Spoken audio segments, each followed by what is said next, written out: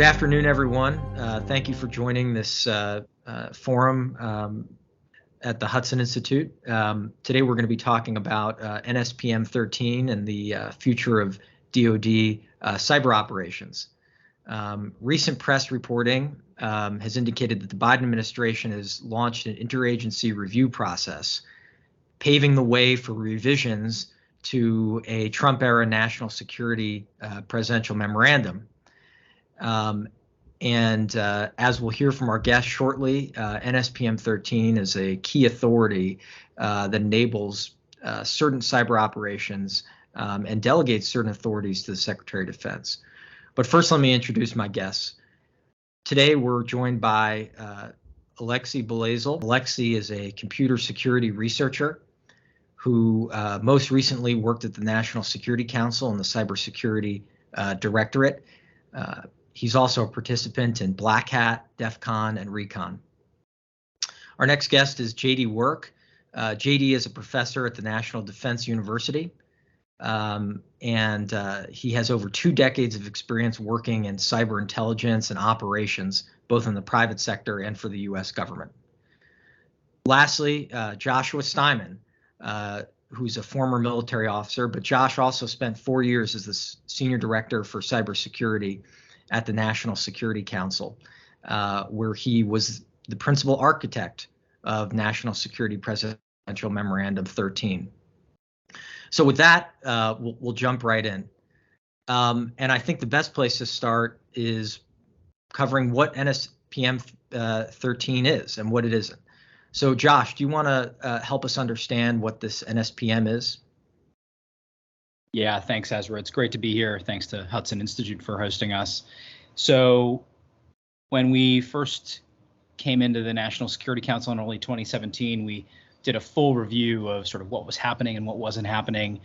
And while I won't go into details about what we discovered, I was personally disappointed with the way in which the U.S. government was doing cyber operations. I felt that the process was slow, cumbersome, inefficient, and frankly not reflective of the digital environment, which moves incredibly fast. It's a 21st century environment. It's not like infantry warfare where you can have some type of platform that views forces massing for a long period of time and you get all this lead time. It happens quickly, and I felt that we needed to create a tool that would allow the U.S. government to react quickly, to behave quickly, proactively. And so we took the Prussian model of Auftragstaktik, which is mission type orders, and projected that into the information environment by creating NSPM-13. And for those that don't understand what Auftragstaktik means, it means mission type orders. It's when a commander can give commander's intent and then empower a single responsible individual and say, go do X. And that responsible individual is then responsible for going out and executing X. This is the core philosophical underpinning of NSPM-13, put one person in charge. Now, when we did that, we did not do that to the exclusion of all other, entities, agencies in the United States government. And we made sure that the policy had a very, very robust interagency review process at almost every step. And so I certainly see it as, and maybe I'm biased, but one of the most effective U.S. government policies I'd ever seen implemented and executed. Now, with that said, the current team gets to do what they want, and maybe they didn't want a tool that was that elegant. Maybe they wanted something else. But certainly, I felt on behalf of the American people, it was just a real excellent policy. Thanks, Josh. And just briefly, help us understand from kind of this initial assessment you did to the point at which the president signed the NSPM. What were the steps that took place before you got to that point, the point of signing and enactment? Yeah, we did a nearly 18-month review and consultation process across the entire interagency. And for those that are outside of Washington, D.C., people refer to the interagency as all these departments and agencies that make up the executive branch, which is everything that falls underneath the President of the United States. And so for 18 months, we looked at how things were being done. We looked at how other other departments and agencies acted in cyberspace, whether those are the intelligence agencies or the law enforcement agencies, and sought to create an authority that could be extensible across numerous departments and agencies, and at the same time streamlined once set in place. Thanks.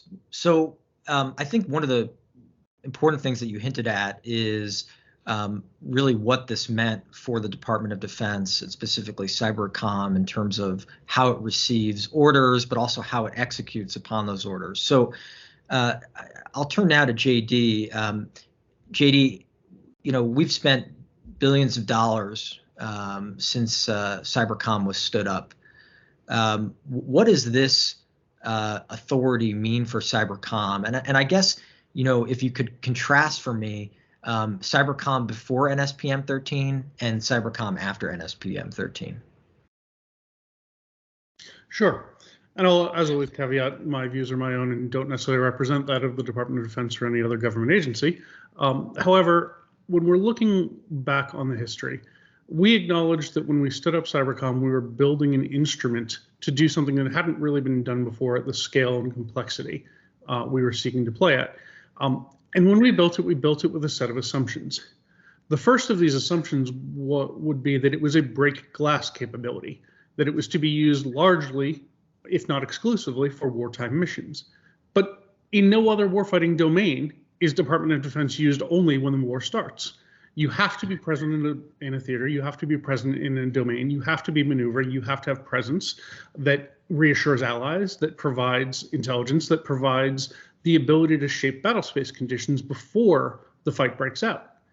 And we rapidly came to realize that the hard year of 2017 was perhaps the dividing point for us. In that case, I'll use a very simple example of the requirement being set by the pace of adversary operations, to speak to Josh's point on speed.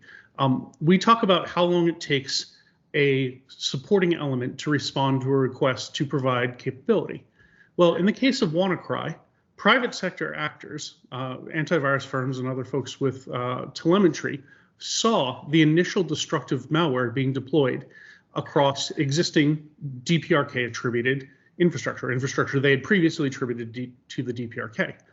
We knew immediately what this was, and within minutes realized this was a major event that was distributing this more mobile payload going globally.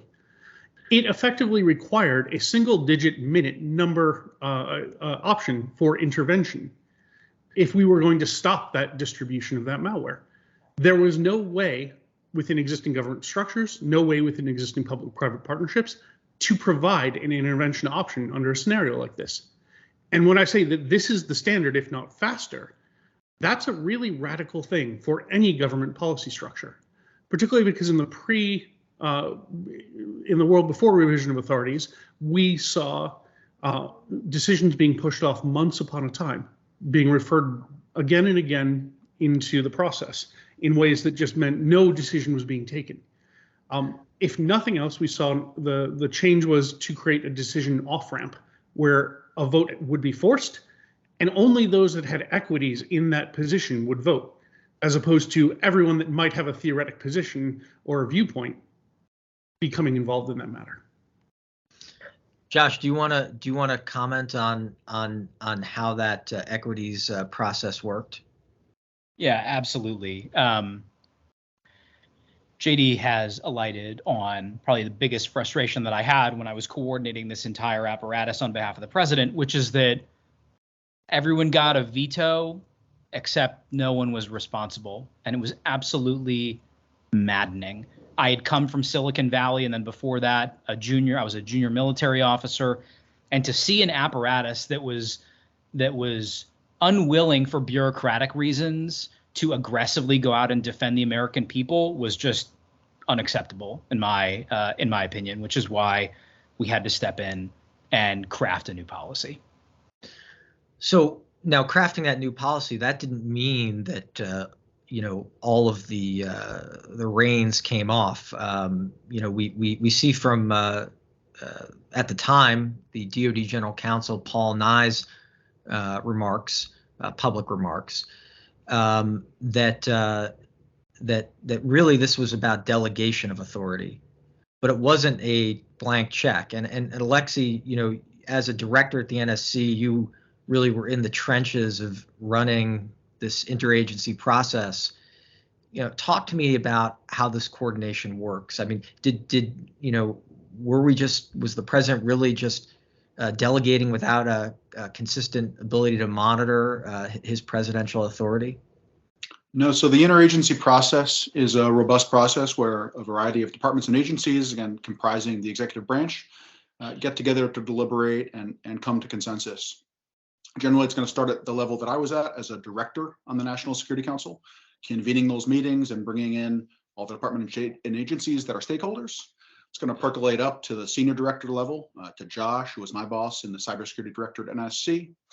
And Josh will generally be working with assistant secretaries and undersecretaries in the various agencies. And then above Josh, it'll go up to the Deputy National Security Advisor, the National Security Advisor himself, and then ultimately to the President to make a decision. So at every level, you're going between senior civil servants, folks at usually the GS-15 level or low-level senior government executives, up to those politically appointed assistant and undersecretaries, deputy secretaries, the actual cabinet, and the President himself. So it's a robust process, and all along the way, those agencies are appraised and have a chance to contribute and shape that policy. So this notion that's kind of come out in the media that some people that clearly are not a fan of the presidential memorandum have leveled that somehow these cyber activities, cyber operations that DoD is conducting are not coordinated with our diplomatic efforts, for instance. What are your thoughts on that, Alexei? It's insanity. It's just not true. It's literally not true. I think Department of State is an important player in any of these interagency discussions and weighing the concerns of our foreign partners. These folks have input at every step of the way. It's like, one bite at the apple, 2 bites at the apple. No, they have like five bites at the apple. It's like, can't go into the details of this mechanism, but all it does is say one person is in charge, and ultimately they have to make these decisions, and it includes accepting risks, right? Like this is what millennia of history of conflict between human beings and nation states has taught us, which is that you have to empower people to take risks and then own the outcomes if they go wrong. So it's like people get to make decisions. If they make the wrong decision, they own it. So let me, just to play devil's advocate a little bit, and Alexei, you can take the first crack at this. Why not just, why do we need an umbrella authority? Why not just have, individual interagency processes for each kind of theater of operation or each execution? Why not make Cybercom and the Department of Defense come back to the NSC persistently? So I think it just doesn't make sense when you think about the speed of cyber, and I'll go for a word you use there, persistently. United States Cyber Command has embraced a vision of persistent engagement with adversaries, meaning kind of continually butting heads, having small level conflicts in cyberspace with adversaries.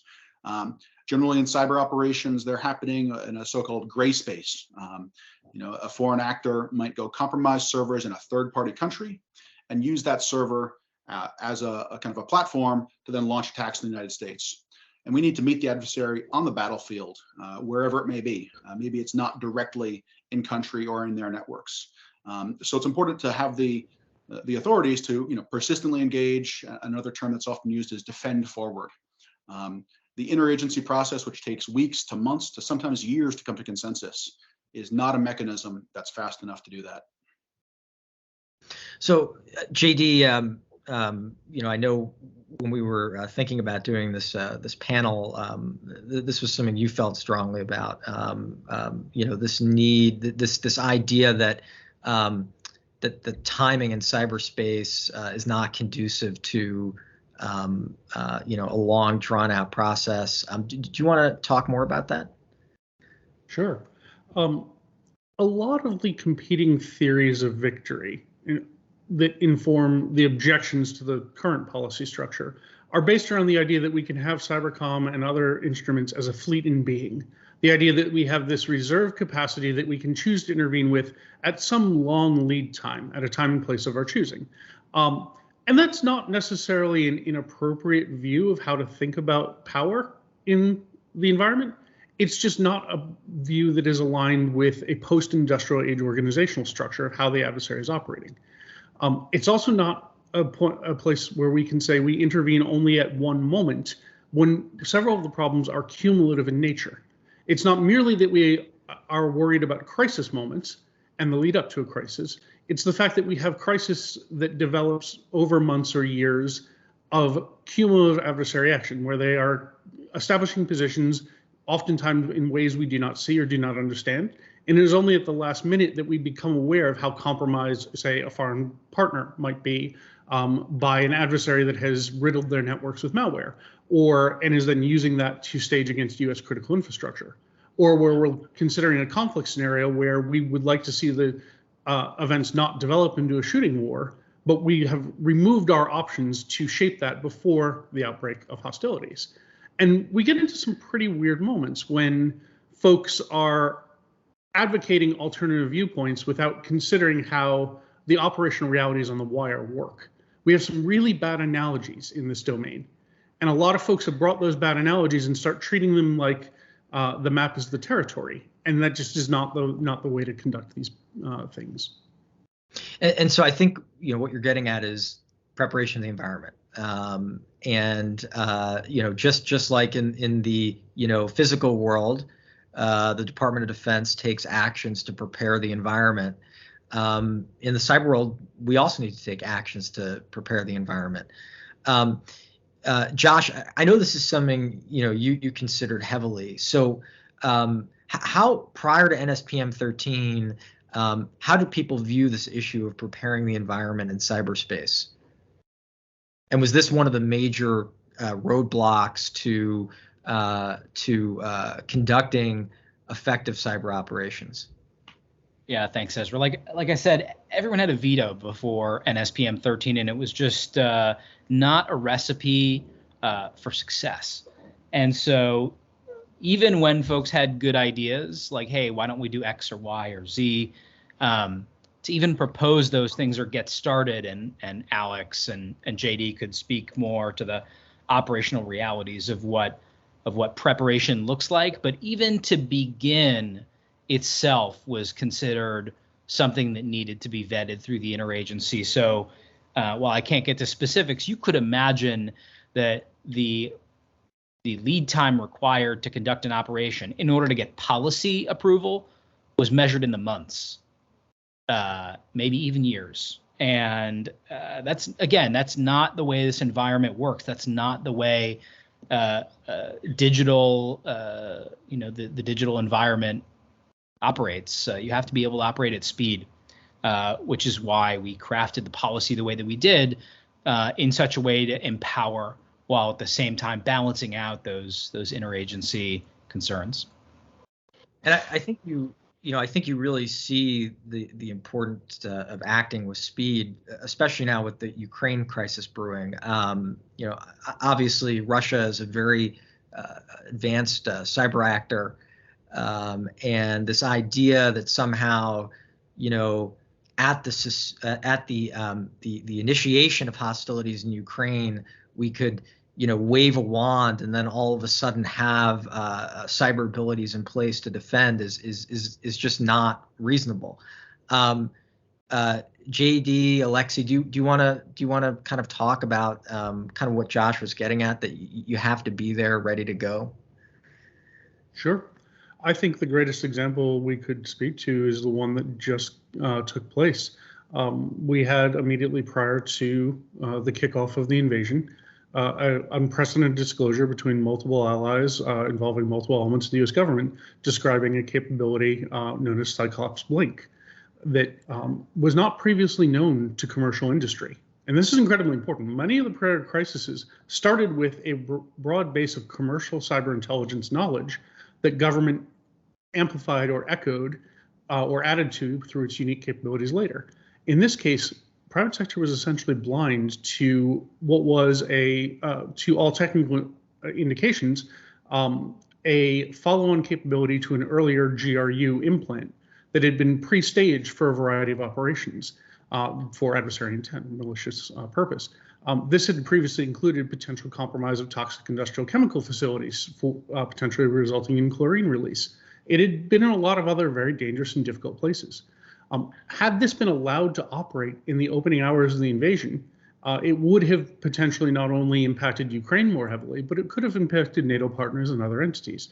We do not know what the ultimate intention of the adversary to use that capability was, but they were mobilizing in the early hours of the invasion across multiple instruments of their national power. It makes sense, therefore, that action to interrupt that, as has been hinted at by General Nakasone or acknowledged in various ways under law enforcement authorities, matters. And it's very important to understand that multiple instruments of authority were used in these cases. We can point to a few others, whether it was defense of the 2020 federal elections, where I strongly argue that the combination of the current posture in terms of removing certain adversary capabilities that might have threatened the smooth conduct and proper running of the electoral balloting process, but also uniquely the intel diplomacy, particularly in the meeting between National Security Advisor O'Brien and the Russian senior intelligence figure Patrushev in Geneva, was rather unprecedented, and I think strongly contributed to a much more smooth election period than we would have otherwise seen. And of course, what you mentioned in the case of the Russian invasion of Ukraine, we didn't necessarily control the timing. So I think it almost becomes even more important to have that, preparation in place, so that when the adversary decides to act, we have little to no lag. Absolutely. And you can see where perhaps, again, you look at the extent of damage from the thing known as acid rain or skyfall, that is the destructive payload deployed across multiple satellite terminals used for command and control in the Ukraine, but also with extensive collateral damage throughout the European theater in offshore oil and gas, agriculture, energy sector. We see what happens when we're perhaps not fast enough for that mission. Alex, you want to jump in on that? Sure. I would add on the technical front, where you're talking about here about payloads and implants and botnets that are being built. To build those custom implants, or more colloquially known as malware or even computer viruses, having the software engineers who can build those capabilities, that's going to take weeks to months to years, and highly advanced, sophisticated software engineers conducting computer security research, building that software, testing it, validating it. Then it needs to be deployed and operated, often using complex zero-day exploits. So that very process of building a capability and then deploying it and having it ready so that you can hit enter and within a millisecond have an effect, that process of preparing that can take weeks, months, years even, to build those tools up. Now, once they're deployed, it's very easy to hit enter, have an effect, delete some files, turn off a satellite, whatever it may be. But it is a long-term preparation to get there. And I'll pass it over to Josh. Well, and of course, I'll just one more thing, Alexei, is that I assume that designing a well-tailored implant requires certain reconnaissance that might be considered in and of itself offensive, and I guess one would ask, absent NSPM-13, would you need to return to the NSC for even that sort of offensive reconnaissance? Well, not being a lawyer, I'm not sure I can comment on the process there legally, but I can say if you're going to build a bespoke implant to have a certain effect, you're going to want to test that, validate it, and know where it's being deployed. JD has actually done a lot of scholarship on the topic on testing in cyber operations and the challenges that occur when implants and viruses and these kind of capabilities are not tested and fielded and designed against the system they're going to be deployed against. JD, do you want to go, and then we'll turn to Josh? Sure. A number of the reasons adversaries have failed in their operations over the years entirely comes down to their lack of investment in the robust kind of testing, operational evaluation, and validation processes that are, to a responsible cyber operations player, absolute minimum table stakes. You have to do this if you're going to be credible and insure against collateral damage. But that means you've got to have a very, very good intelligence. You've got to have a very good understanding of the environment. And so when it comes to the potential operations the U.S. government might consider, you're right. It absolutely means we have to very carefully weigh at what point we have policy level sign off. For example, we don't have NSC sign off for acquisition of a new aircraft carrier. We do have robust debates within the Office of Secretary of Defense and within the services, for example, about how such an instrument is built and what purpose it has. Those debates extend to the Hill, which signs off on the funding for these things. So there's a lot of different ways in which we think about these capabilities that could translate differently than trying to centralize everything in this one instrument. But concurrently, where we see adversaries that don't do these things, or where they do them incompletely, our first indication that the adversary may have a capability may be that operational reconnaissance. And our first opportunity to get the kind of visibility to interrupt their malicious intention, it comes at that moment. And if we miss those moments, we're in a very bad place. We're far behind the initiative curve. Josh? Yeah, I just wanted to jump in here and raise another point, which is that unlike almost any other type of competitive governmental action, aside from maybe the employment of special operations, cyber operations, offense, defense, it's a human game. It's a people game. And so all the things that we're talking about here, it's nice to be able to discuss them in the abstract, but what I think a lot of folks don't realize is that it can come down to like single individuals. I'm absolutely familiar with capabilities that were built by one human being, one person. That person decides that like their stuff's not getting used. If they see something that's consistently happening bad, that, you know, the American people probably ought to want to not happen, they go out and build something and it doesn't get used, it's demoralizing. And not only is it demoralizing, but these are American citizens that have a high degree of choice where they want to work. And in fact, they can double, triple, quadruple their salaries by just walking out the door. Literally, go 5 minutes down the road and there are hundreds of private sector companies that will hire any developer out of the various places where we run these operations, never mind going to Silicon Valley, starting their own company, and taking the entrepreneurial route. And so as we think about these policies, you know, I understand there's a bunch of people who've made their careers in Washington talking about things and sort of opining on certain concepts of international law or what have you. But there are people that do this stuff and they can do it anywhere they want. They don't have to do it on behalf of the American people, on behalf of the taxpayer. You know, they can go build taco apps and be well paid for it. And so the point here is that if we're not building capabilities that can be employed, if we're not building things that allow people to see their good work being used on behalf of the American people, they'll walk. And they've been walking for a decade. And so part of this is very fleeting capabilities, right? We have to grow these people ourselves. You can't hire someone out of a private company in most cases who's going to have these types of capacities. And so, you know, as we think about how we're going to be doing these types of operations, like without a clear pathway to be able to develop and employ these capabilities, the capability developers themselves are going to see the writing on the wall and they're going to leave. So Josh, I mean, that's a great point. Something that Paul Nakasone and I spent quite a bit of time on was figuring out how to incentivize these people to stay. And I think what we're doing here is this is a perfect transition to kind of where I think we should, end our conversation is, so, let's step into the hypothetical world for a little bit.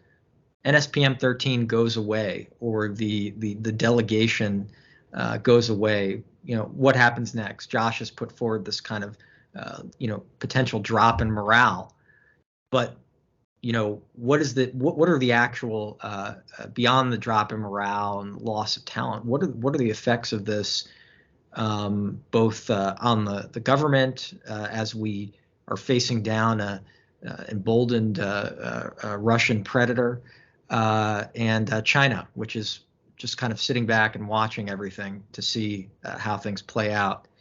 And what about the effects? How does this affect the private sector? So, JD, NSPM-13 goes away. What then? Well, if we go back to a 2016 or earlier construct, we go back to the state of affairs as it was in a world where that is no longer 2016, bluntly. A world in which the adversary has moved beyond this, and we are back into a construct which was not producing policy outcomes. And again, it is absolutely the prerogative of any president, of any administration, to set the policies as they wish it. I would never suggest otherwise. I would simply say the world as it would change, I would see two major developments. The first being in the in 2016 and earlier era, the fact that this instrument was not able to resolve these debates did not preclude actions from happening under other authorities unilaterally by different agencies. In many ways, there was less centralized control within the executive, or it occurred through other less structured ways of debating and resolving those policy disputes. That's not always a great thing. We also run into a question of evaluation.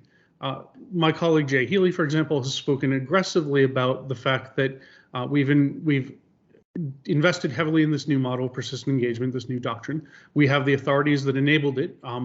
Those authorities, in my view, may have actually been slower to be used because of those debates, because we were feeling our way into it and trying to understand how to do this in the best and most judicious, most responsible manner. But looking back now, the comment is, well, after 4 years, what do we have to show for it? Well, I can point to a series of things which would probably be far worse, but for the things that were done. But arguing counterfactuals always gets very tricky, because you have to argue, well, there but for the grace of God went we. Second, I'll speak more narrowly to the private sector case, in that a number of folks left government because of the frustrations over the years, particularly in the decade of the teens, and went to the private sector, but they always had the assurance that they'd be out there defending networks, they'd be out there securing systems, knowing that if a real crisis came, if push came to shove, the US government would come riding in. And we always talked about, okay, what was the appropriate threshold for that to be? And in every crisis, that threshold gets a little higher.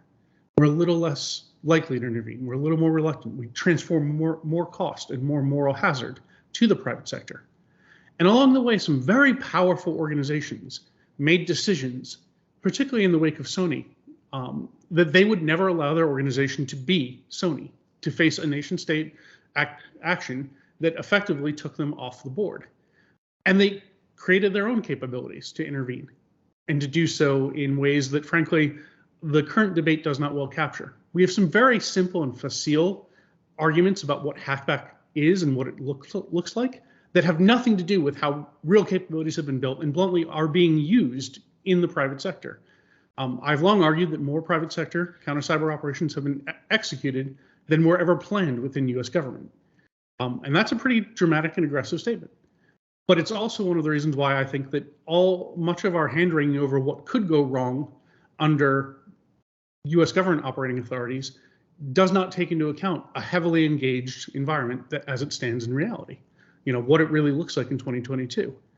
Now, with the introduction of new authorities, with a widespread acknowledgement of doctrine, the private sector essentially took a step back for a number of years. And they said, well, okay, the US government looks like they finally are stepping in. They may actually have this. So perhaps taking that immense risk as a private organization is not the right answer. And again, there's a lot of reasons why we have serious concerns about private sector actors unilaterally taking offensive action in cyberspace. Right? This is not a great thing for the international rules-based order. But it's a thing that happens in the abdication of government responsibility. And if we abdicate that responsibility once again, we're going to have a much more difficult time restraining folks a second time around. Alexei, what happens in your in your mind if NSPM-13 goes away? Well, I'd like to really address the workforce part that Josh raised, and I cannot stress how important that is, that the folks who are enabling America's cyber capabilities are engaged, are being paid for their work, feel a sense of worth, feel like they're contributing to mission. And I would add that that ripples down into the private sector, into some of the bespoke and small contracting companies that enable our cyber mission. Particularly in some of the most fragile parts of those missions, such as the employment of zero-day exploits. These are very fragile markets, tenuous relationships, small amounts of money changing hands, but vitally essential to maintain national kind of ability to operate in cyberspace. And I would just highlight that it's incredibly important that we maintain our ability to operate, to procure capabilities, and to have folks to operate them. Really important. Over. Josh?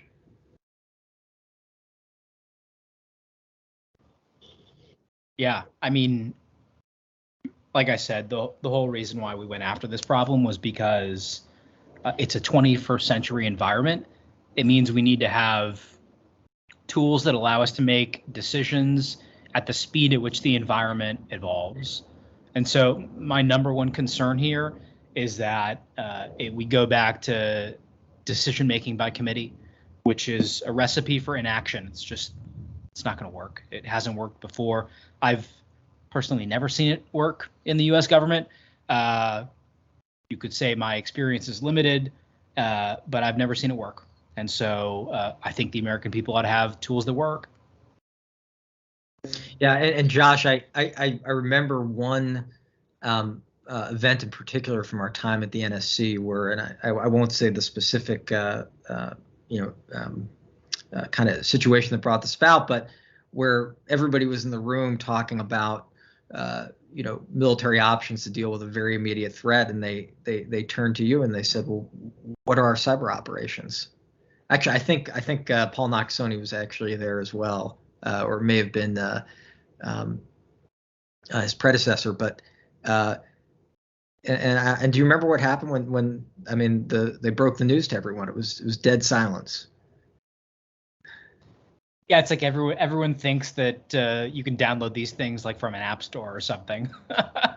And it's like you peel back all those layers and it's like two kids drinking Rippets at like 3 a.m. on a watch floor who are like, hey, what if we did this thing? And then someone's like, yeah, let me build that right quick. And then, those kids decide that, being a senior software engineer at Facebook's pretty good, making $450,000 a year. Like, you know what? At least I know that when I create the little button that, does the thing, that it's going to get used. Well, and I also suspect that beyond that, the president of the United States doesn't want to hear we don't have any cyber options. He wants to know that those things are going to be in place and ready for deployment if a situation that needs that type of action presents itself. Yeah, I think any coherent chief executive would want that. Well, and I'll double tap that, saying it's not merely that they're in the inventory or in the closet. You've got to train with these things. You've got to exercise them. You've got to have operational maturity. A lot of the criticism of the command over the past decade has been that it lacked maturity and experience in operations. Well, if you're in a place where the organization is so constrained from the things that would generate that experience, you're never going to have that mission. And unfortunately, it's a really huge mission space. We can draw down lanes of the road. We can draw down nice boundaries for things, and there's still more mission to go around than anyone can service. And that there's this facile idea that yes, there are some very narrow, very exquisite things that can only be done in certain contexts, but there's a lot of very ordinary missions, very routine things. And honestly, that's why Title 10 exists, is to do those routine things that any military would do in any other domain. Whereas, the specialized, exceptional things, as otherwise directed, live under those different authorities. And I think, JD, that there's this false perception that if NSPM-13 goes away, qualities of U.S. government writ large activity in cyberspace will somehow become less aggressive. Of course, we know that DOJ and other places within the intelligence community conduct aggressive cyber operations. Josh, I mean, from your perspective, what do you say to this argument that, hey, Cybercom's just gotten too aggressive, and we pull back NSPM-13 and things are back in check? Yeah, I'd say they probably haven't read the actual memo if they think that that's what's going to happen. Right. Let's stop that for a second. We have seen, particularly in the past 2 years, some of the most aggressive operations ever conducted by the U.S. government conducted under judicial authorities. We have seen intervention on U.S. corporate domestic networks. Now, again, under a law enforcement authorization, but to remove malware and never notify the victims, or notify only at great delay. And there may be operational reasons for this, but this is something the private sector has very strong feelings about. When the government comes walking into their networks and changes things in ways they will never then be able to recover the context of. If this was proposed as an intelligence community activity, domestically, it would be manifestly inappropriate. It's simply not what we do in the world of intelligence. But that is among the most aggressive of things we could contemplate. And the fact that it is now passing almost without mention in very glowing Beltway media reports, it speaks to a little bit of what happens if you assert universal jurisdiction, particularly overseas, through those instruments. At least here we have a robust process of consultation and debate within political appointees, within the folks that have been elected and put into those positions, whereas otherwise it's dropped into what may be a very small and regional judicial proceeding that other folks might not view as adequate to the task. Yeah, and I think that kind of the last part of this too is the ability to defend. I mean, what happens? And I'll kind of throw this out to the whole group. How does Cybercom defend our military forces that are forward, that are there in the real world, our Patriot missile batteries that are forward protecting the Middle East and Europe, our other capabilities that we've positioned forward to deal with the threat from Russia? How does Cybercom protect those forces in real time from cyber attack if they have to go back to the NSC for these one-off permissions? I think it kind of answers itself, but who wants to take that? Josh? Yes. So, well, I think that was a no. They don't. I mean, to that point, you will have a greater degree of risk imposed on the forward operating forces. You have a greater degree of potentially disruptive surprise. We will risk bolt out of the blue scenarios where the assumptions of U.S. power underpinning conventional deterrence in a given domain, particularly where it involves forward presence of our operating forces, is at risk to adversaries that have already gamed the way and in the manner and the timing that they will choose to start a conflict or choose to attempt to box us out of intervention to one of their fait accomplis. That reduces overall national security decision flexibility and ultimately creates a far more unstable and worse future than we would like to see. So I think with that, Josh, I'll give you the last word. Go ahead. Yeah, I'll just hop in there and harp on this point that I've been making throughout the pod, which is that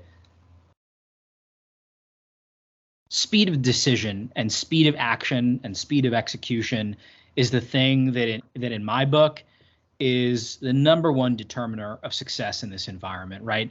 And so you ask, who's rooting for NSPM-13 to be taken down? I guarantee you it's our major adversaries. The last thing that they want is the United States government and the cyber forces that they've seen over the past 3 years since NSPM-13 has been signed and in operation. They don't want it. They don't want it because it means that we're actually able to respond in kind very rapidly. And so, there are a lot of forces inside the Beltway that are very interested in achieving leverage over various other departments or agencies, and they see this as a mechanism to do that. It means that they can horse trade more for things that they want, USAID projects or new DHS offices or who knows what. But I don't think we should be playing games with the defense of the American people in cyberspace. Speed, speed, speed, especially when, as NSPM-13 does, that speed comes with incredibly robust checks and balances. Well, I think we'll end it there. So I just want to thank Alexei, Josh, and JD for joining us today. And we look forward to having you back in the near future to, after some decision is made on this interagency process that's ongoing now. So thanks again, and thanks everyone for joining us.